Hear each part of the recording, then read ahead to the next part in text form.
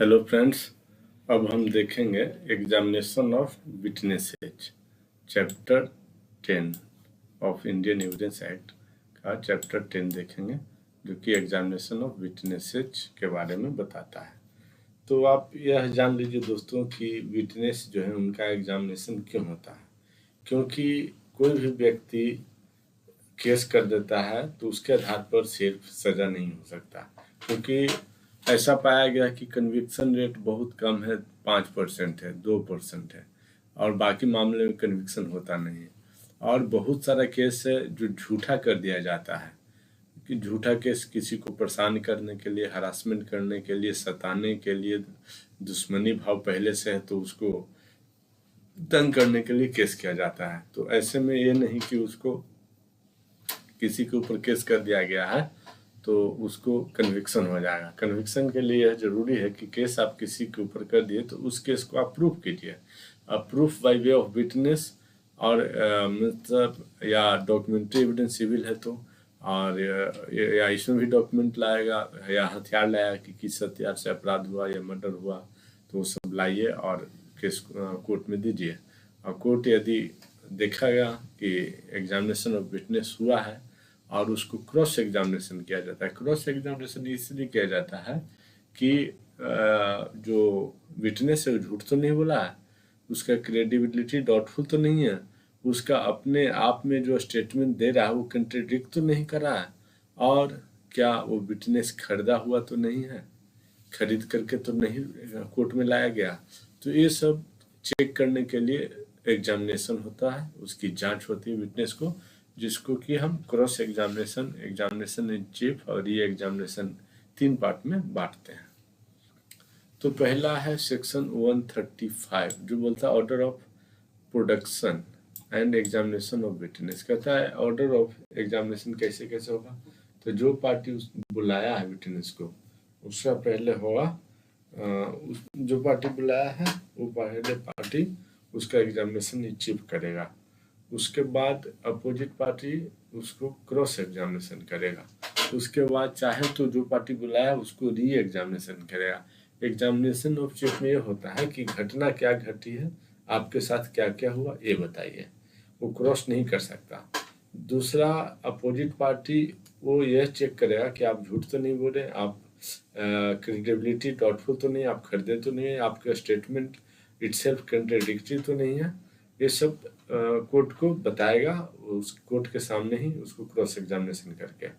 तीसरा re examination इसलिए किया जाता है कि कोई ऐसा बात जो कि विटनेस ने कुछ और बताया और क्रॉस एग्जामिनेशन में आप कुछ और रिकॉर्ड पे लिखवा दिए। सब रिकॉर्ड होता है, मतलब लिखा जाता है या टाइप किया जाता है और उसको रिकॉर्ड पे चढ़ता है, उसी को पढ़ के रात में जजमेंट दिया जाता है। तो उसको क्रॉस एग्जामिनेशन में जो बात क्लियर नहीं हुआ या आपने झूठा लिखवा दिया क्लर्क को, स्टेनो को, तो उस बात को क्लियर करने के लिए री एग्जामिनेशन होता है। तो order of in which witnesses produced are examined and examined shall be regulated by law and practice for the time being relating to civil or criminal procedure respectively। ठीक है, कि उनका ऑर्डर होता है, पहले एग्जामिनेशन इन चीफ, फिर cross examination, फिर re examination. In absence of any such law the description of the court. यदि कोई ऐसा सिविल प्रोसीजर में क्रिमिनल केस चढ़ा तो लॉ नहीं है, तो कोर्ट जैसा चाहे डिस्क्रिप्शन ऑफ कोर्ट वैसा ऑर्डर में वो examination in chief, cross examination और री एग्जामिनेशन के लिए अलाउ कर सकता है। या सिविल केस में कोई कानून नहीं है तो जज जैसा चाहे। ठीक है, अब सेक्शन 136 कहता है जज to decide admissibility of evidence. जज डिसाइड करेगा कि कौन एविडेंस एडमिसेबल है और कौन नहीं है। पहले तो फैक्ट इन इशू है वो एडमिसेबल है, रिलेवेंट फैक्ट है वो एडमिसेबल है। अब झूठ में ठीक कोई बोल दे कि रिलेवेंट फैक्ट है, इसको एडमिट किया जाए, सब वो जो जरूरी है, तो उस डाउटफुल के केस में जज डिसाइड करेगा कि चलो ये कोर्ट में प्रस्तुत करो, पेश करो, ऐसा विटनेस डॉक्यूमेंट्री हो या ओरल विटनेस हो, उसको लाओ। कोर्ट डिनाई भी कर सकता है कि ये रिलेवेंट है, बेकार है, इससे इस केस का कोई लेना देना नहीं है। तो कहता आगे कि when either party proposes to give evidence, कोई भी पार्टी एविडेंस देना चाह रहा है of any fact, the judge may ask the party proposing to give evidence in what manner the alleged fact, if any, would be relevant. तो कैसे वो relevant होगा, तो आपको बताना है कि ये relevant कैसे है. The judge shall admit the evidence if he thinks fit. The fact, the judge shall admit the evidence if he thinks that the fact, if proved, would be relevant. If he thinks the fact, if proved, would be relevant and not otherwise. है ना. तो जज को बताएगा कि यह proved हो गया तो रिलेवेंट है. सर कैसे रिलेवेंट हो बताएगा उसको. If the fact purport to be proved is one of which evidence is admissible only upon proof of some other fact, then such last mentioned fact must be proved before evidence is given. है ना. Fact first mention, एक मतलब fact prove होने से दूसरा prove हो जाएगा, तो पहला वाला प्रूव पहले करना, फिर दूसरा वाला प्रूव होगा, और उसको अपने थोड़ा बहुत डाउट है तो क्लियर कर देना. Unless the party undertake to give proof of such fact, the court is satisfied with such undertaking. ठीक है. एक फैक्ट दूसरे के फैक्ट के ऊपर डिपेंडेंट है, तो पहले वो फैक्ट दीजिए जो डिपेंडेंट है किसी फैक्ट के ऊपर, फिर दूसरा वाला दीजिए. अब इसका इलिस्ट्रेशन देखते हैं. इलिस्ट्रेशन है it is propose to prove a statement about relevant fact. पहले रिलेवेंट फैक्ट आपको बताना है. रिलेवेंट फैक्ट ही एडमिसेबल होगा, और या फैक्ट ही नहीं होगा, और दूसरा कोई फैक्ट एडमिसेबल नहीं होगा. By a person alleged to be dead, एक डेड पर्सन के बारे में. Statement is relevant under section 32. Dead person कुछ भी बोला है, उसका statement propose to give statement. 32 में क्या है, डाइंग डिक्लेरेशन. 32 एक में डाइंग डिक्लेरेशन, वो व्यक्ति जो मर गया है या मिसिंग है या कैन नॉट बी फाउंड, तो वो कुछ बोला है, तो उसके फैक्ट को रिलेवेंट फैक्ट मानते हैं, जो दिया हुआ है सेक्शन 32 में. The fact that a person is dead must be proved by the person proposing to prove a statement before evidence given of his statement. Dying declaration से पहले आप ये तो बता दीजिए, ये तो बोल दीजिए कि वो व्यक्ति मर गया है सर, तो प्रूफ कीजिए. तो प्रूफ कैसे करेंगे मरा हुआ व्यक्ति को. उसका डेथ सर्टिफिकेट दीजिए, उसका मृत्यु प्रमाण दीजिए. उसके बाद है कि उसको मृत्यु का न प्रमाण पत्र है तो फोटो दीजिए, जब उस मर गया था तो उसका मंजिल जाने में जलाते समय जो भी है, या ओरल विटनेस बुलाइए, ऑकुलर विटनेस उसको बोलते हैं, आई विटनेस बुलाइए कि देखा कि व्यक्ति मर गया है. तो अब चलते हैं ऑर्डर ऑफ एग्जामिनेशन. 137 चलता है, जो कहता है examination in chief. The examination of witness bye party who calls him called examination in chief. जो बुलाया है, मतलब जो कौन बुलाया, प्रोसिक्यूशन पार्टी. तो बुलाया तो प्रोसिक्यूशन पहले उसको क्रॉस एग्जामिनेशन इन चीफ करेगा, मतलब आपके साथ क्या घटना हुआ पूरा कहानी वो बताएगा, पूरा बताइए, तो उसको बोलते हैं एग्जामिनेशन इन चीफ. उसको क्रॉस एग्जामिनेशन वो नहीं करेगा. उसके बाद अपोजिट वाला पार्टी बोलेगा कि अरे ये झूठ बोल रहा है, तो इसको मैं झूठ का पर्दाफाश कोर्ट में करूंगा, तो इसके स्टेटमेंट को नहीं माना जाएगा. इसके स्टेटमेंट सिर्फ कंट्रीडिक्टरी है, कभी कुछ बोलता है कभी कुछ बोलता है, और आपस में ही कंट्रीडिक्ट कर रहे हैं, तो इसको मैं कोर्ट में प्रूव कर दूंगा, तो इसके स्टेटमेंट को नहीं लिया जाएगा. ये सफेद झूठ बोल रहा है, तो इसको स्टेटमेंट को नहीं लिया जाएगा. इसकी क्रेडिबिलिटी डाउटफुल है, ये पहले भी झूठ बोला है, ये पहले भी हायर किया गया है विटनेस के लिए, या पैसे पर आता है कोर्ट में विटनेस देता है, तो उसकी विटनेस को नहीं लिया जाएगा. The examination by witness of a witness bye adverse party shell be called the cross examination. और एग्जामिनेशन होगा, ठीक है, और वो क्वेश्चन आंसर फॉर्मेट में होगा. लेकिन ये जो है वो क्वेश्चन आंसर फॉर्मेट में नहीं होगा. एग्जामिनेशन इन चीफ जो है वो क्वेश्चन आंसर फॉर्मेट में नहीं होगा, क्वेश्चन आंसर फॉर्मेट में नहीं होगा, और एक cross examination question answer format में होगा. फिर थर्ड स्टेज आएगा री एग्जामिनेशन. जो पार्टी बुलाया है वो एग्जामिनेशन ऑफ विटनेस अगेन करेगा subsequent to the cross examination. Cross examination के बाद में by the party who called him and shall be called the re examination. वो क्या पूछेगा उसमें सिर्फ क्रॉस एग्जामिनेशन में जो डाउट क्लियर नहीं हुआ है उस डाउट को क्लियरिफाई करेगा, या कुछ ऐसा बात जो कंट्रडिक्टरी है तो उस बात को क्लियरिफाई करेगा, या कुछ ऐसा बात जो कि बोला लेकिन लिखा कुछ और गया, या बोला वकील ने कुछ और समझा, उसको क्लियरिफाई करेगा, तो उसको बोलते हैं री एग्जामिनेशन।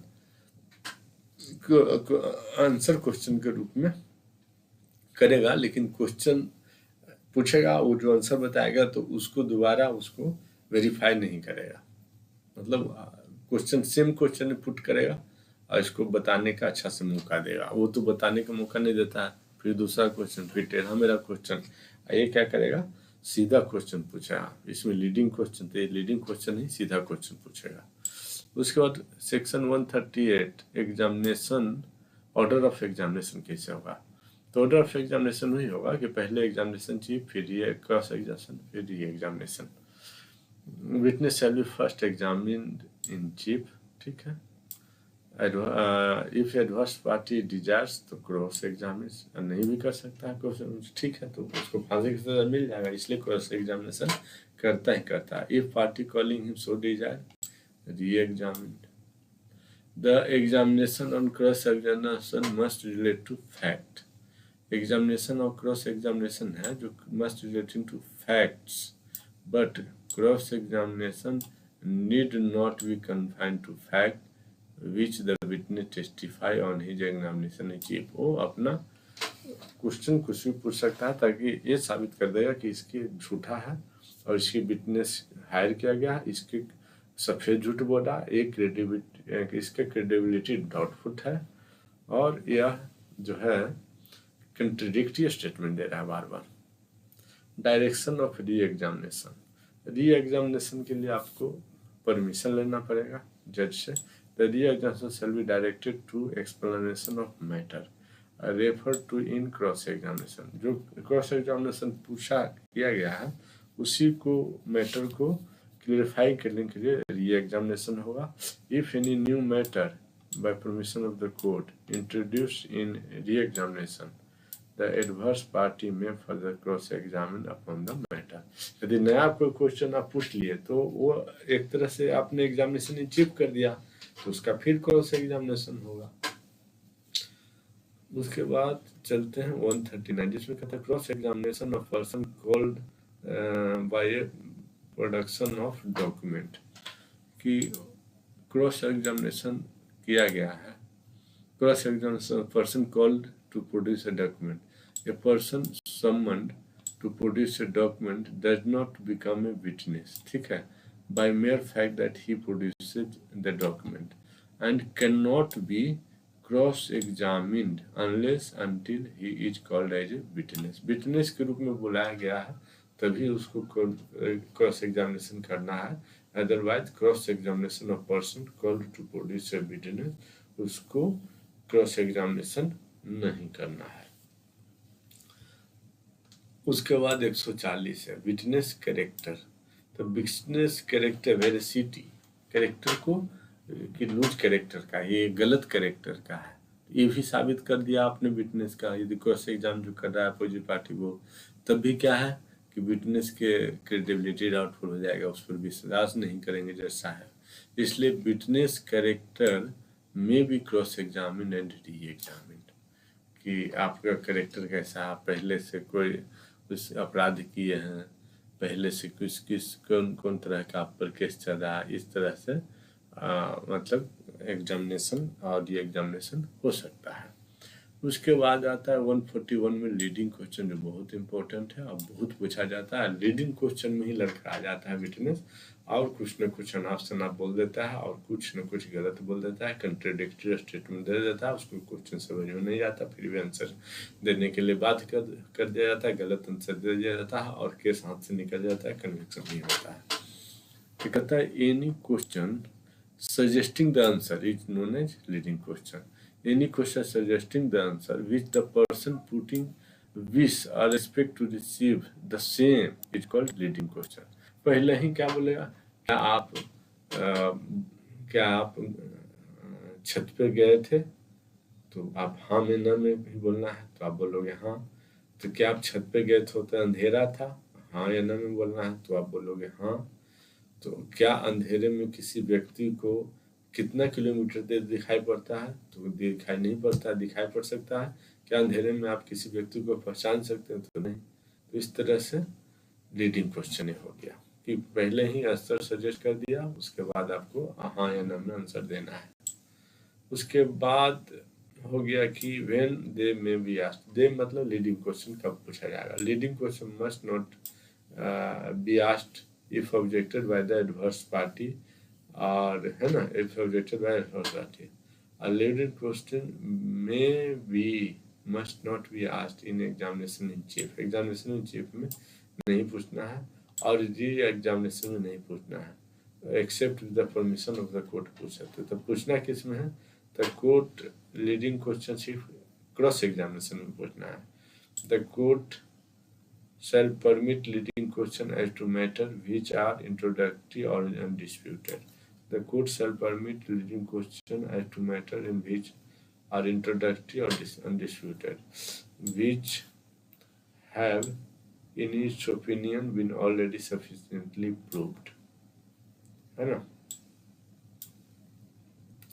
उसके बाद कहता है 143 कि when they may be asked, the leading question may be asked in cross examination। Leading question सिर्फ क्रॉस एग्जामिनेशन में पूछा जाएगा। और 143 में सेक्शन में कहता है, 142 में कहता है कि leading question examination in chief और ये एग्जामिनेशन में नहीं पूछा जाना चाहिए।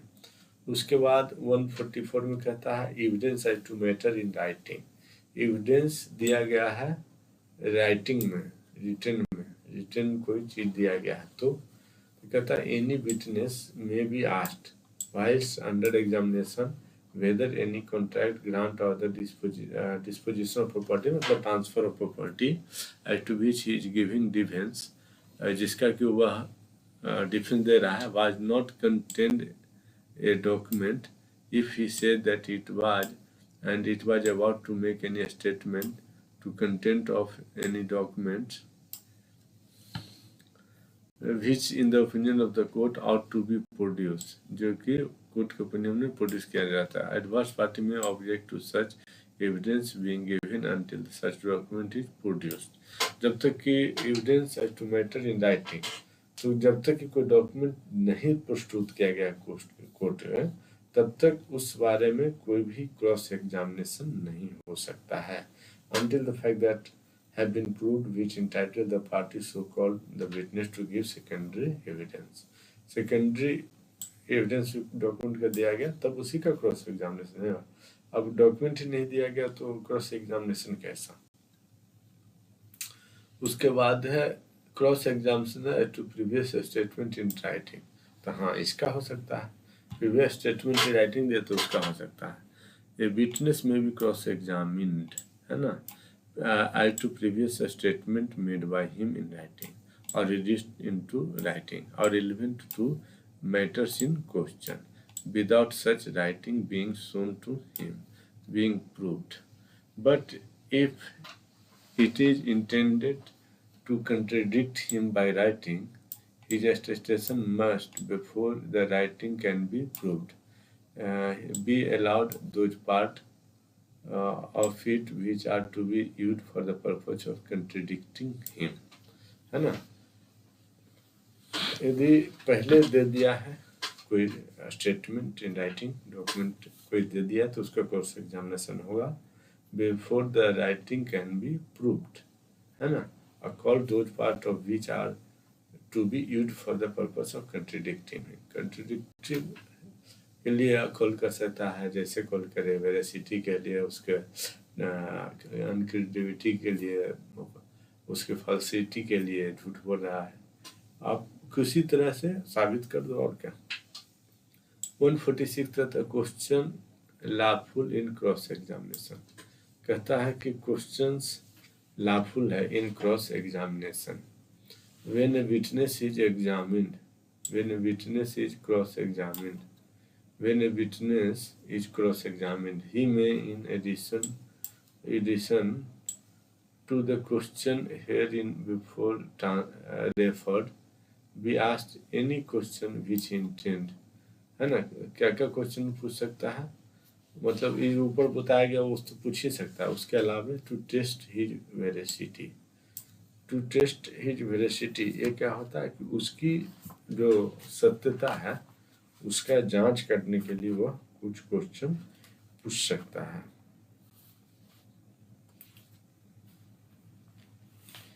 कि वह सच बोल रहा है या सच नहीं बोल रहा है, कि उसकी सत्यवादिता परखने के लिए क्रॉस क्वेश्चन आप पूछ सकते हैं। दूसरा to discover who is he, यह जानने के लिए कि वह कौन है ना, उसका मतलब जो रिलेशन है वो अपराधी के साथ क्या है, क्योंकि अपराधी के फेवर में आया है।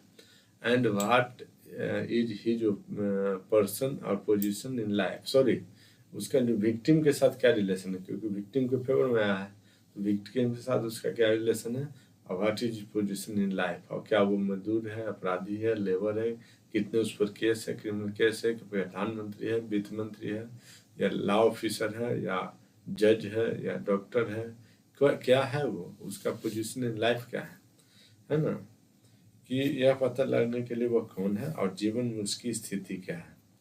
तीसरा टू सेक हिज क्रेडिट, उसकी विश्वसनीयता, उसकी सील को दोष लगाकर उसकी विश्वसनीयता को धक्का पहुंचाने की है ना, और ऐसे प्रश्नों का उत्तर उससे प्रत्यक्ष या परोक्ष अपराध में फंसाने की प्रवृत्ति रखता हो, उसे किसी शास्त्रीय संपहरण के लिए उत्क्षन्न करता हो, प्रत्यक्ष या परोक्ष उत्क्षन्न करने की प्रवृत्ति रखता हो। तो कहता है सेक हिज क्रेडिबिलिटी, तो उसको भी क्वेश्चन, उसके विश्वसनीयता को कि तुम विश्वास के योग्य नहीं हो, your statement you person is lawful miss doubtful, your statement you are doubtful of credibility, your credibility is doubtful. तो सेक हिज क्रेडिबिलिटी हो गया बाय इंजूरिंग हिज कैरेक्टर, की तरह कैरेक्टर ठीक नहीं है। ऑल्दो द आंसर, ये साबित करेगा although the answer of question might tend directly or indirectly to criminate him, might expose, tend or directly and indirectly to expose him to penalty or forfeiture। तो उसको यदि उस पर अरेस्ट होने का खतरा हो और उस पर क्रिमिनल केस चलने का खतरा हो तो वो आंसर देने के लिए बाध्य नहीं है। Otherwise in all condition he may be compelled to answer the question। तो क्रॉस एग्जामिनेशन तीन चीज के लिए किया जाता है। एक तो वेरासिटी के परख के लिए कि भाई तुम्हारा जो है ना, तुम सत्य नहीं हो, तुम झूठा हो, उसको क्या करो, उसको झूठा साबित कर दो। दूसरा कि तो आप जो interested, discover who is you, मतलब ये आप इंटरेस्टेड पर्सन, आप रिलेटिव हो किसका, विक्टिम का, इसलिए आप बोलोगे। दूसरा आप हो जो एक झूठा इंसान हो और एक लोअर क्लास के इंसान हो, घटिया इंसान हो, और आपका सत्य एक क्रेडिबिलिटी है, विश्वसनीयता है, वो डाउटफुल है, आप एक बैड कैरेक्टर का आदमी हो। तो ये सब क्या है, और उसको डराता है डायरेक्टली इनडायरेक्टली कि आपके ऊपर केस चलेगा criminal. Provided that in prosecution for an offense under section 376, 376A, 326 अपना यहाँ तक, for attempt to commit any such offense where the question is consent is an issue, it shall not be permissible to adduce evidence to put question in the cross objection of the victim as general moral character। उसको character के बारे में victim को 376 ABCD जो भी है उसमें नहीं पूछ सकते हैं आप। उसके बाद प्रीवियस सेक्सुअल एक्सपीरियंस के बारे में नहीं पूछ सकते आप। उसके बाद victim with any person proving such consent नहीं पूछ सकते आप। क्वालिटी ऑफ कंसेंट नहीं पूछ सकते। उसने बोल दिया एक बार कि I have not consented for the same, तो आप कोई क्वेश्चन उस पर नहीं पूछना है। उसके बाद चलते हैं सेक्शन 147, जिसमें कहता है कि when witness be compelled to answer, तो सभी स्थिति में और in all condition witness be compelled to answer except कि वह सेल्फ इनक्रिमिनेट ना हो जाए, वो अरेस्ट ना हो जाए, उस पर केस न चलने लग जाए, या वो जो स्टेटमेंट पूछा जा रहा है वो एग्जम्पशन कैटेगरी में है, जैसे प्रिविलेज कम्युनिकेशन, वकील और क्लाइंट के बीच का कम्युनिकेशन प्रिविलेज कम्युनिकेशन है। वकील और स्टेनो मुंशी के बीच का कम्युनिकेशन प्रिविलेज कम्युनिकेशन है। या कोई सीक्रेट ऑफिशियल एक्ट के तहत सीक्रेट इंफॉर्मेशन है, या दो कम्युनिकेशन बिटवीन टू ऑफिसर्स या ऑफिशियल पब्लिक ऑफिसर के बीच के दो कम्युनिकेशन है। नोट ऑन फुट है, फुट ऑन नोट है, उसमें कोई रिमार्क्स है, तो ये सब नहीं बताया जा सकता, बाकी सब बताया जाएगा। If any such question related to a matter relevant to suit or proceeding, the provision 132 shall apply thereto. 132 में क्या है, 130 में है, 132 में क्या है, 132 में कहता है कि witness not excuse from answering the question, है ना। विटनेस को सारे क्वेश्चन देना है ना।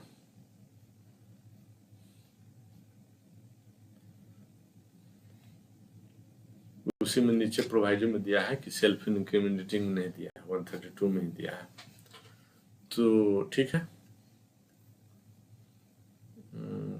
Relates to any matter, if any question relates to any matter to suit a proceeding,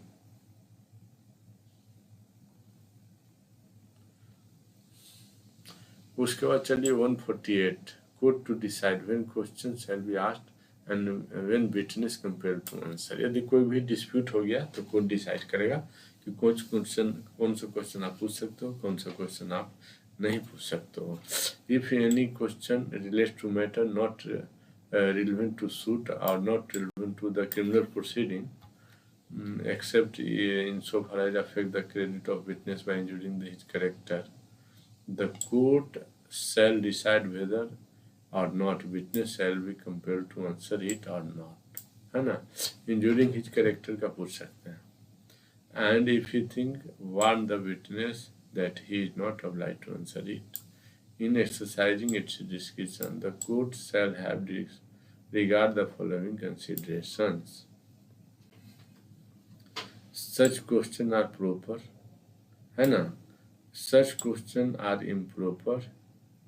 Such questions are proper if they are such a nature that truth of the imputation conveyed by them seriously affect the opinion of the court. Such questions are improper if the imputation which would convey relates to matter remote in time, highly remotely है ना, of such a character the truth of imputation would not affect, तो उसको नहीं है। Such question as improper if this is a great disproportion between the importance of the imputation made against the witness character and the importance of his evidence. Court may, if it see fit, draw from the witness refusal to answer inference that the answer, if given, would be unfavorable, है ना। यदि refuse कर सामान्य question पूछा जा रहा है और रिफ्यूज कर रहा है, तो कोर्ट में मतलब डीम्स या प्रिज्यूम कर सकता है कि ये इसके अनफेवरेबल है, इसलिए नहीं दे रहा है आंसर। उसको 149, question not to be asked without reasonable ground. No question as is referred in section 148 ought to be asked unless the person asking it has reasonable ground for thinking that the imputation which he conveys is well founded, ठीक है। 149 section में कहता है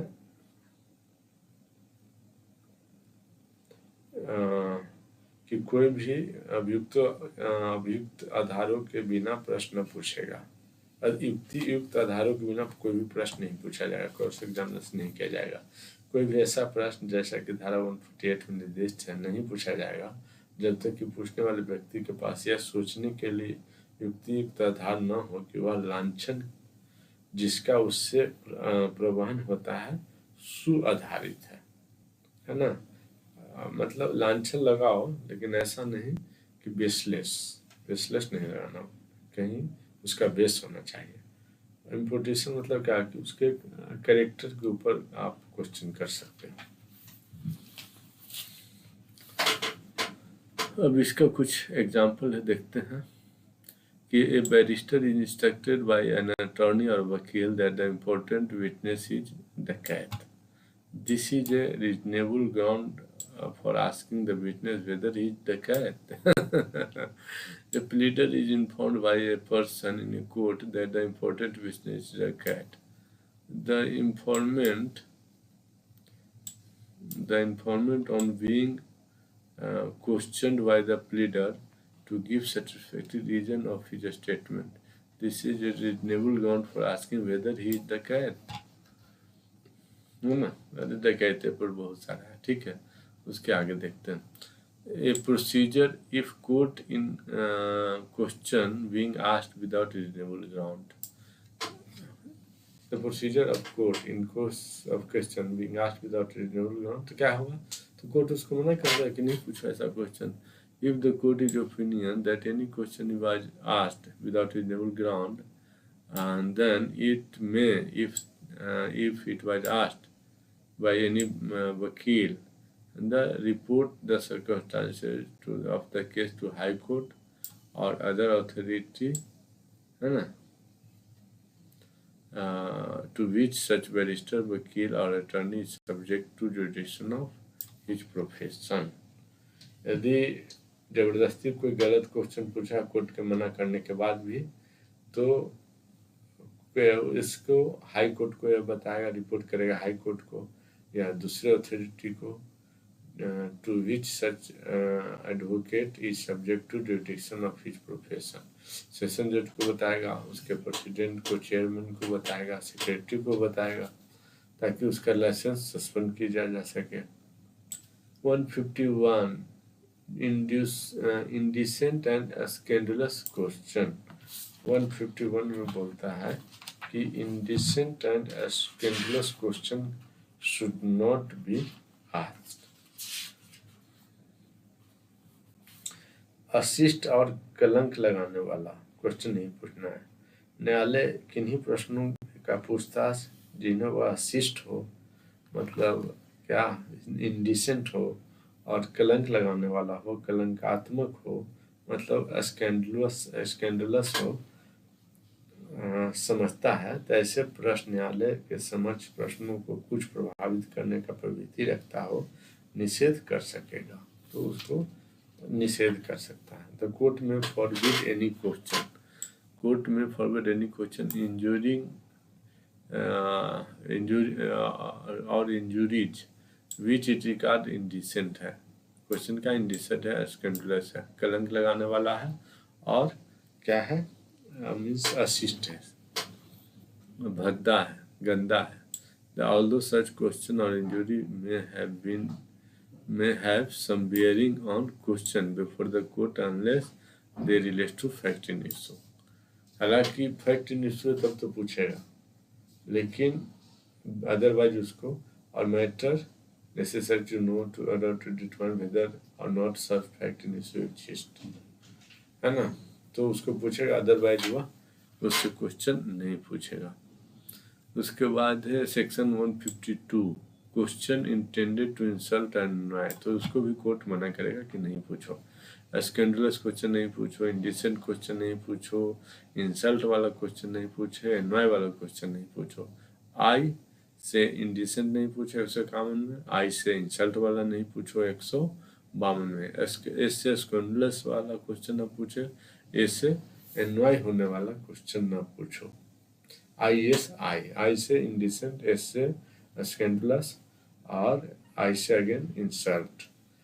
ISI कहाँ का, Arab country का, तो S से अरब से अनवाय करने वाला क्वेश्चन मत करो।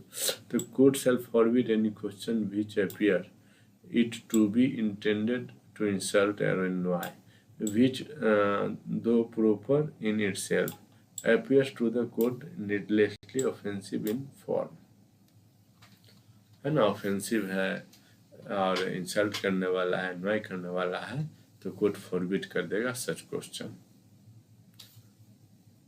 हालांकि प्रॉपर है तब भी बोलेगा कि ना पूछो ऐसा question.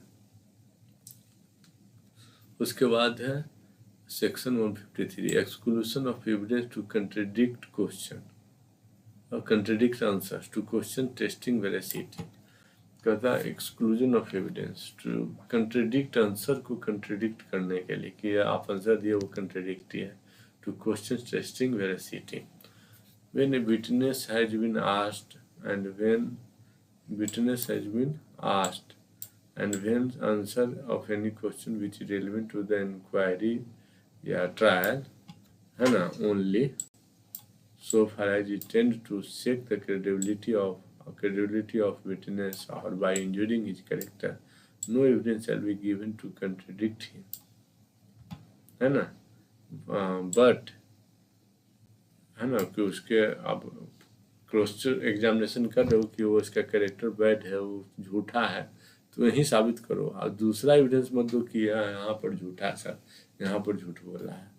No evidence shall be given to contradict him. But if he answers falsely, यदि वो गलत आंसर करता है, he may afterwards be charged with giving false evidence. ठीक है। उसके बाद कहता है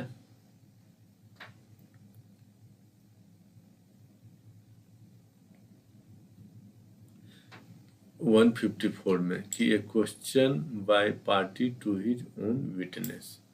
154 सीआरपीसी का क्या कहता है दोस्तों, आप बता सकते हैं।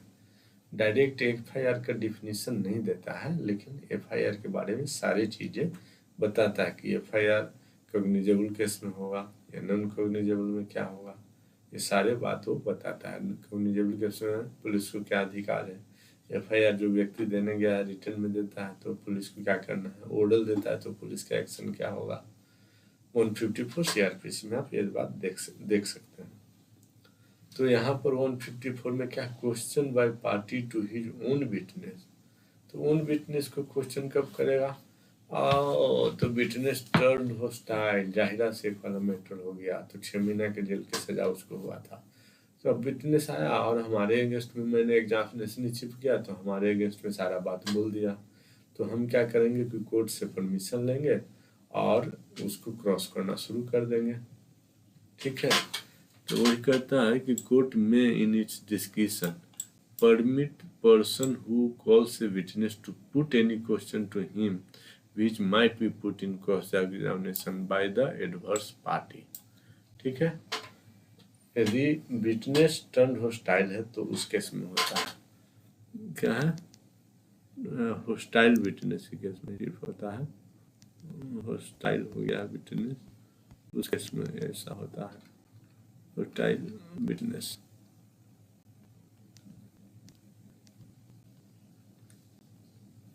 होस्टाइल विटनेस के केस में ऐसा होता है, nothing in this section shall entitle the person so permitted under section 1 to reply on any part of the evidence of such witness। उसके बाद है 155 impeaching credit of witness, मतलब विटनेस के क्रेडिट या विश्वसनीयता को क्या करना है, भंग करना है, कि इसकी विश्वास इस पर नहीं किया जा सकता है और उसके विश्वास करने के योग्य नहीं है, ये आप कर सकते हो। 155 में दिया है द क्रेडिट मतलब क्या होता है, विश्वसनीयता। ठीक है। 155 में क्या कहता है कि साक्षी की विश्वसनीयता पर अधिक्षेप, किसी साक्षी के विश्वसनीयता पर प्रतिपक्षी द्वारा न्यायालय की सम्मति से पक्षकार द्वारा उससे बुलाया है निम्नलिखित प्रकार से अधिक्षेप किया जा सकता है ना, 3 तरह से। एक तो है कि उस व्यक्ति के साक्ष्य द्वारा जो साक्ष्य देते हैं, साक्षी के बारे में अपने ज्ञान के आधार पर उसे विश्वसनीयता का अपात्र समझते हैं, यह साबित किए जाने द्वारा कि साक्षी को रिश्वत दी गई है, उसने रिश्वत की प्रस्तावना प्रतिगृहित कर ली है और उसने अपनी साक्ष्य देने के लिए कोई अन्य भ्रष्ट उत्प्रेरण मिली है। ये उसके साक्षी किसी भी ऐसे भाग से जिसका खंडन किया जा सकता है असंगत हो, है ना, पिछले कथनों को साबित करके करने द्वारा ऐसे जिसका खंडन किया जा सकता है कि पहले आपने झूठ बोला है। Impeaching credit of witness. The credit of a witness may be impeached in the following ways by adverse party, है ना, with the consent of the court or by party who calls him. क्या क्या? The evidence of person who testify that they from their knowledge of witness believe him to be unworthy of credit. मतलब ये जान लीजिए सीधे कि unworthy of credit उसको आपको साबित करना है कि विश्वास के योग्य नहीं है टू गिव हिज एविडेंस, है ना, unworthy to credit to give his evidence. ठीक है।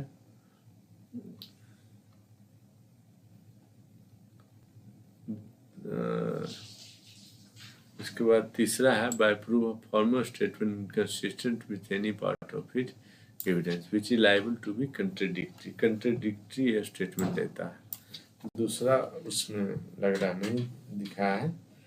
दूसरा है कि by proof that the witness has been bribed, वो उसमें ओमिट हो गया है कि ब्राइब दिया गया है। एक तो पहला तो है अनवर्दी ऑफ क्रेडिट साबित करना, विटनेस को घूस दिया गया ये साबित करना है, received any other corrupt inducement to give his evidence, मतलब विटनेस हैज बीन ब्राइब्ड ये बताना है। तीसरा उसका स्टेटमेंट कंट्रडिक्टरी है ये बताना है। उसके बाद नेक्स्ट है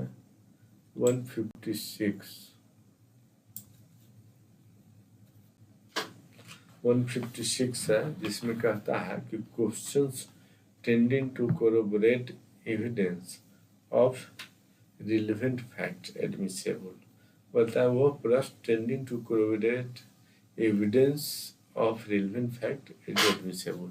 कोरोबोरेशन के लिए कोई भी क्वेश्चन पूछा जाता है तो वो एडमिसेबल है भाई।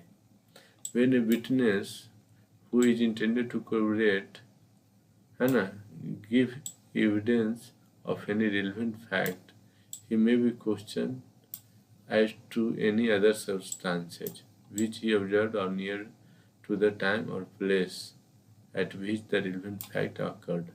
ठीक है। If such court is opinion that such circumstances, if proved, would be corroborated the testimony of witness to the relevant fact for which he में टेस्टिफाई, तो मतलब कोरोबोरेशन के लिए कोई भी क्वेश्चन फैक्ट ला रहा है तो वो एडमिसेबल है। ठीक है। उसके बाद 1657 फॉर्मल स्टेटमेंट ऑफ विटनेस में be proved to corroborate later testimony of the same fact. ठीक है। कहता फॉर्मल स्टेटमेंट ऑफ विटनेस में be proved to corroborate the later testimony of the fact. ठीक है। In order to corroborate the testimony of witness, the formal statement may be used to corroborate the later statement relating to the same fact, है ना, about the time when the first fact took place before any authority legal competent to investigate any fact may be proved। मतलब पहले जो statement दे दिया है बाद में कोई फैक्ट डिस्प्यूट में है तो उसको प्रूव करने के लिए पहले स्टेटमेंट को टेस्टिमनी कर सकता है। में पहले स्टेटमेंट को में यूज कर सकता है कोरोबोरेशन के लिए।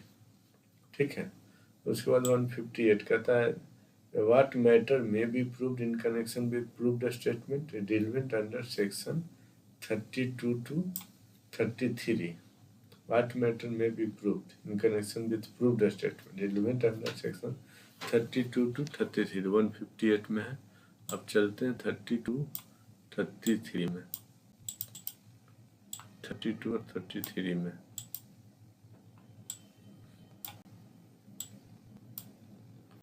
कहाँ आ गया?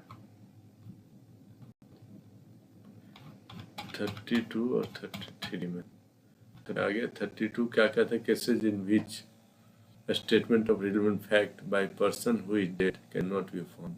अच्छा 32 में dying declaration can not be found और can not be when it relates to his cause of death you cannot be found, cannot be है ना, इनका कैनट बी फाउंड भी हो गया, डेथ हो गया, इनकेपेबल ऑफ गिविंग एविडेंस हो गया हो, है ना। और जो attendance can not be procured without delay, amount of delay या अनरीजनेबल डिले, अनरीजनेबल एक्सपेंसेज तो है made in course of business तो रिलेवेंट है ना। उसके बाद against his interest of maker है तो रिलेवेंट है। Against the opinion of public right और कस्टम है, इंजीनियर है तो रिलेवेंट है। Against relate to existence relationship है तो रिलेवेंट है। इज मेन इन विल और date relating to family affairs है तो रिलेवेंट है। In document relating to transaction mention in section 13A तो रिलेवेंट है। Is made in several person specific feeling relevant to matter in question है। Mass petition जिसको बोलते हैं तो रिलेवेंट है। उसके बाद 33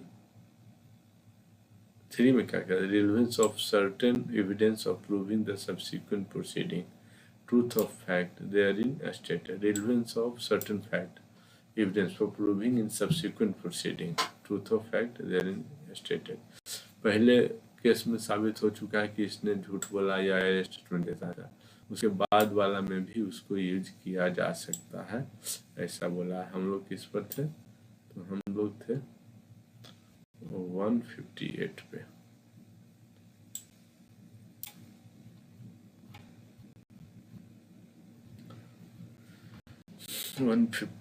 पे है कि व्हाट मैटर में be proved in connection with proved statement relevant under section 32 और 33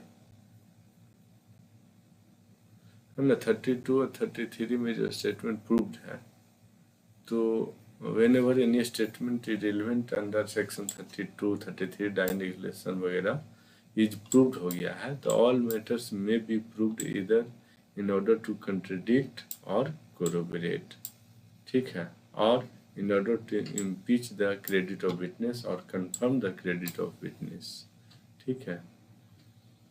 उसके बाद रिफ्रेशिंग मेमोरी 159 में कहता है कि विटनेस में while under examination या क्रॉस एग्जामिनेशन है ना, examination means cross examination, refresh his memory bye referring, by reading भी बोल सकते हो आप, by reading any writing made by himself at the time of transaction concerning which he is questioned. तो वो अपना हुआ लिखा हुआ 20 साल कोई चला, 20 साल बाद क्या वो अपना लिखा हुआ चीज को वो नहीं पढ़ सकता है, पढ़ सकता है, उसको पढ़ना है ना। So soon afterward that the court considered it likely that transaction was at the time fresh his memory. So soon afterward कोई घटना हुआ है तो उसके बारे में a court considered it likely that transaction was at the time fresh his memory, है ना, बहुत पहले हुआ तो फ्रेश मेमोरी जरूरी है तो कर सकता है। विटनेस में also refer any such writing made by any other person and read by witness within the time aforesaid. When he reads it, he knew to be correct. When witness may be use copy of document to refresh of memory. Photostat ही कोई document का उसके पास है तो use कर सकता है ना, अपना लिखा हुआ किसी दूसरे का भी लिखा हुआ। 160 testimony to fact stated in document mention in 159, testimony है ना 159 में जो document testimony to fact stated in document mention है ना। A witness may also be testify fact mention in any such document in mention 159 की वो सही है कि नहीं। Although he had no specific recollection of the fact of themselves, if he is sure that the fact were correct recorded in the document. उसके बाद चलिए 161 कि right of adverse party to writing you to refresh memory. Right of adverse party का अधिकार है to writing you to refresh the memory, है ना। कहता है कि any writing referred under the provision of last two proceeding sections must be proceeds to show the adverse party if he requires it. such party may, if pleased, cross-examine the witness thereupon.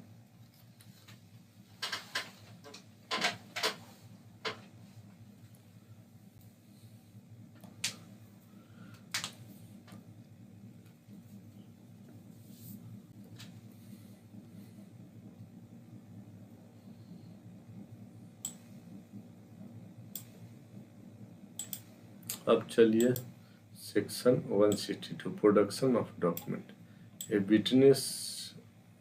Witness summon to produce a document, है ना, shall, if it is in his possession power, shall bring it to court, notwithstanding any objection which there may be its production or issuability. The validity of such objection shall be decided by the court.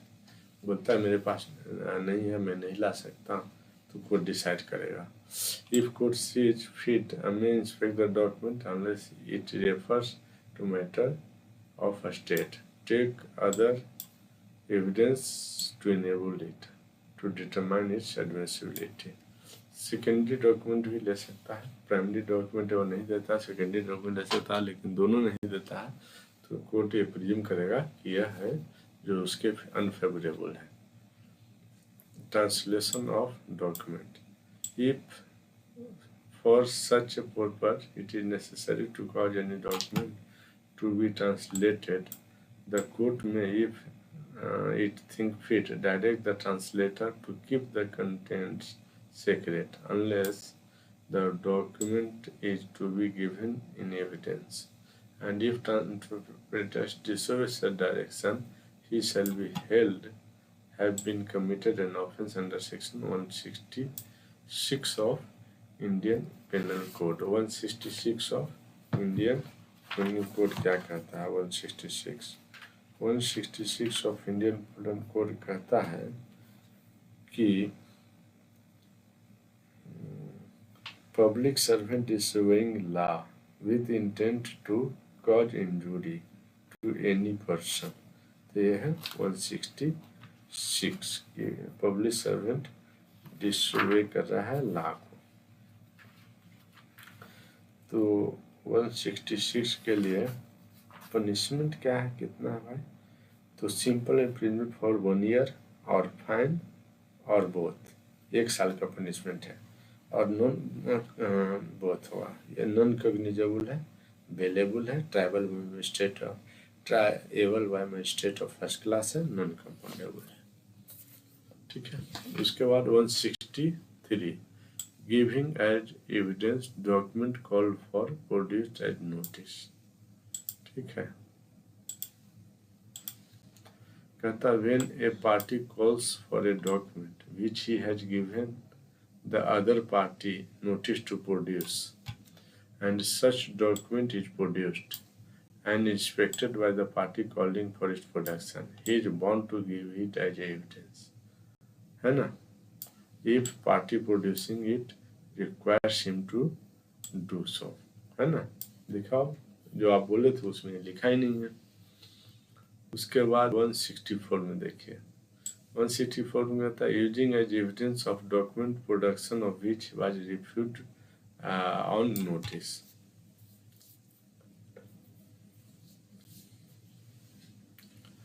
कहता है when a party refuse to produce a document which he has notice to produce, है ना, using evidence of document production of which was refused by notice, when a party refuse to produce a document which he has had a notice to produce, he cannot afterward use the document as evidence without the consent of the other party or without the order of the court। जब notice दिया गया कि document produce करो तो document produce किया नहीं, फिर अपने फेवर में और उसका मर्जी पे कभी भी बाद में उस डॉक्यूमेंट को नहीं ला सकता है। 165 judges power to put question or order production.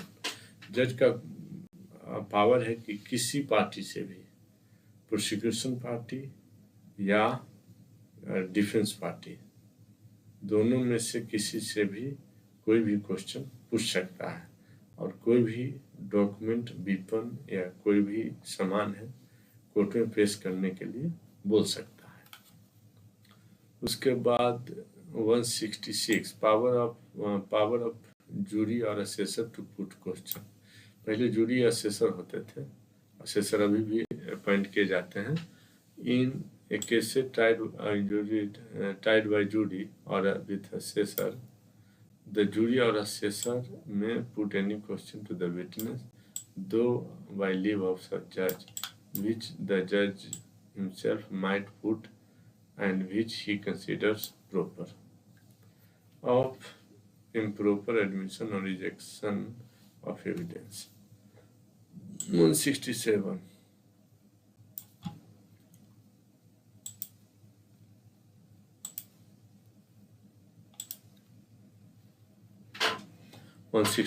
No new trial for improper admission or rejection of evidence, है ना। No new trial for improper admission. Improper admission हुआ है तो क्यों हुआ है? इम्प्रॉपर एडमिशन ऑफ कि एडमिट कर लो इस विटनेस को, परमिट कर दो। एडमिशन में क्या परमिशन दे दो कि चलो ये फैक्ट को आप लो, इस एविडेंस को लो और इसको क्रॉस एग्जामिनेशन कर दो, बाद में बोलो कि वो होना नहीं चाहिए था। तो उसके आधार पर और कोई एविडेंस है तो सही नहीं था, उसको रिजेक्ट होना चाहिए था और वो एडमिट हो गया, चाहे कुछ इस तरह से बातें हैं, तो नो न्यू ट्रायल, उसके आधार पर नया ट्रायल नहीं होगा। नो इम्प्रॉपर एडमिशन और rejection of evidence shall be ground itself for a new trial और reversal of decision in any case, है ना। तो उसके आधार पर कोई रिवर्स डिसीजन नहीं किया जा सकता कि इम्प्रॉपर एडमिशन हो गया या रिजेक्ट कर दिए थे आप उस एविडेंस को, तो इसको फिर से ट्रायल होना चाहिए। It shall appear to the court before which such objection is raised that independently of evidence objected and admitted that there was sufficient evidence to justify the decision, तभी जजमेंट दिया जाता है। and if the rejected evidence had been received, it ought not have been varied the decision, है ना। Received किया जाता है तो डिसीजन अलग नहीं होता। ओहो दोस्तों, आज हम इंडियन एविडेंस एक्ट 1872 भी जो लॉर्ड स्टीफन द्वारा लिखा गया था उसको भी खत्म कर दिया। कल से हम आक्रमण करेंगे सीआरपीसी पे, क्रिमिनल प्रोसीजर कोड पे। दोस्तों आपसे रिक्वेस्ट है कि प्लीज मेरे को प्रोत्साहन कीजिए ताकि मैं आपको ऑफिसर्स अधिकारी लॉ ऑफिसर बनते देख सकूं। तो मेरा वीडियो को लाइक शेयर और सब्सक्राइब जरूर करें।